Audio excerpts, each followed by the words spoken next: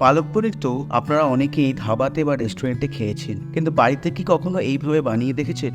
আপনারা যাতে বাড়িতেই খুব অল্প সময়ের মধ্যে একদম রেস্টুরেন্টের মতো টেস্টের পালং পনির রেসিপিটা বানিয়ে নিতে পারে, তাই আজকে আপনাদের এটা বানিয়ে দেখাবো একদম ঘরোয়া কিছু উপকরণ দিয়ে। তাহলে দেরি না করে চলুন দেখে নিই কিভাবে চটজলদি রেস্টুরেন্ট স্টাইল পালং পনির আপনারা বাড়িতেই বানিয়ে নেবেন। নমস্কার বন্ধুরা, welcome to try and delicious.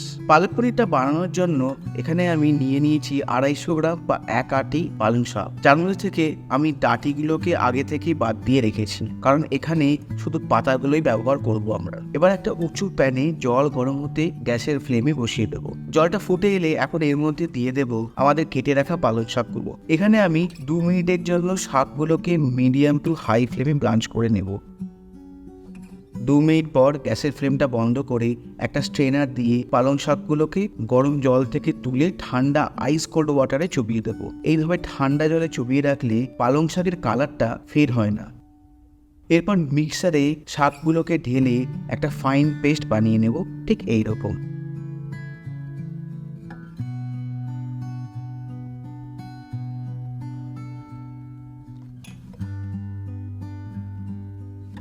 এখন একটা ননস্টিক কড়াই গ্যাসের ফ্লেমে বসিয়ে তার মধ্যে দিয়ে দেব 2 চামচ সাদা তেল।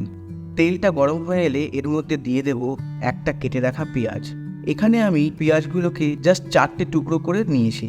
তারপর এর মধ্যে দিয়ে দেব 1/2 ইঞ্চির একটা আদা, যেটাকে আমি ছোট ছোট টুকরো করে নিয়েছি। এরপর এর মধ্যে দিয়ে দেব 7 থেকে 8টা রসুনের কোয়া। এখন এর মধ্যে দেব টমেটো। এখানে আমি একটা টমেটোকে রাফলি চপ করে নিয়েছি। আর সবশেষে দেব 2টো কাঁচা লঙ্কা। এরপর সব কিছুকে একবার ভালোভাবে ভেজে নেব। আচ্ছা, এখানে কিন্তু একদমই লাল করে ভাজবেন না। পেঁয়াজগুলো একটু পাতলা হয়ে গেলে এগুলোকে নামিয়ে একটা প্লেটে ঠান্ডা হতে দেব। ঠান্ডা হয়ে গেলে মিক্সারের মধ্যে ঢেলে একটা পেস্ট বানিয়ে নেব। এখানে আমি কোনো জল ব্যবহার করব না, কারণ টমেটোর জলেই পুরো পেস্টটা তৈরি হয়ে যাবে।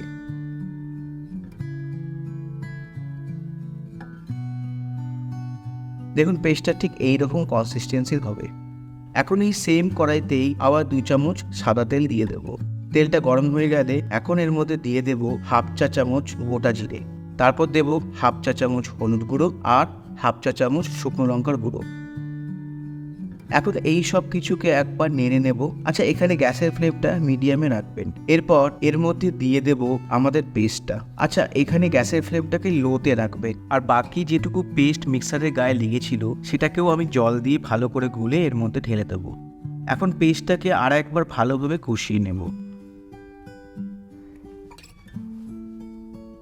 তারপর এর মধ্যে দিয়ে দেব স্বাদ মতো নুন। এরপর এর মধ্যে একে একে দিয়ে দেব 1 চা চামচ ধনে গুঁড়ো, 1 চা চামচ জিরে গুঁড়ো, আর সবশেষে দেব 1 চা চামচ কাসুরি মেথি। আচ্ছা, এখানে বলে রাখি, কাসুরি মেথিটা কোনোভাবে মিস করবেন না। রেস্টুরেন্টের মতো টেস্টটা আনার জন্য আপনাদের কাসুরি মেথি কিন্তু দিতেই হবে। এরপর সবকটা মশলাকে ভালোভাবে কষিয়ে এখন এর মধ্যে দিয়ে দেব আমাদের পালং শাকের পেস্টটা। এরপর গ্রেভিটাকে ভালোভাবে কষিয়ে নেব যাতে গ্রেভিটা একটু ঘন হয়ে যায়। তারপর গ্রেভিটাকে একটু রিচ করবার জন্য এর মধ্যে দিয়ে দেব 2 চা চামচ ফ্রেশ ক্রিম। বাড়িতে যদি ফ্রেশ ক্রিম না থাকে তাহলে অল্প দুধের মালাইও দিতে পারেন। এরপর এর মধ্যে দিয়ে দেব আমাদের কেটে রাখা পনিরগুলোকে। এখানে আমি 200 গ্রাম পনির ব্লককে কেটে কিউব করে নিয়েছি। আমি এখানে পনিরগুলোকে আগে থেকে ভাজিনি, কারণ রেস্টুরেন্ট স্টাইল পালক পনিরে পনিরগুলোকে ভাজা হয় না, তাতে পনিরগুলো ওপর থেকে হার্ড হয়ে যায় আর খেতেও ভালো লাগে না। এরপর গ্যাসের ফ্লেমটা লো করে কড়াইটাকে ঢেকে 2 মিনিটের জন্য রেখে দেব। 2 মিনিট পর ঢাকা খুলে আর একবার হালকা করে নেড়ে নিলেই রেডি হয়ে যাবে আমাদের রেস্টুরেন্ট স্টাইল পালক পনির। আচ্ছা, এখানে আমার পুরো রান্নাটা করতে লেগেছে 25 মিনিটের মতো। বুঝতেই পারছেন কত কম সময়ের মধ্যেই আপনি এই রেসিপিটা বানিয়ে ফেলতে পারবেন। তাহলে আর দেরি না করে বাড়িতে বানিয়ে ফেলুন এরকম চটজলদি রেস্টুরেন্ট স্টাইল পালক পনির, আর পরিবেশন করুন নান বা রুটির সাথে। আচ্ছা, রেসিপির ইনগ্রেডিয়েন্টসগুলো সবই ডেসক্রিপশনে মেনশন করা আছে, আপনারা খুব সহজেই সেখান থেকে দেখে নিতে পারবেন। আর রেসিপিটা যদি ভালো লাগে তাহলে কমেন্টে আমাকে জানাতে ভুলবেন না। আবার দেখা হবে, ফিরে আসবো আর একটা নতুন রেসিপি নিয়ে। ধন্যবাদ।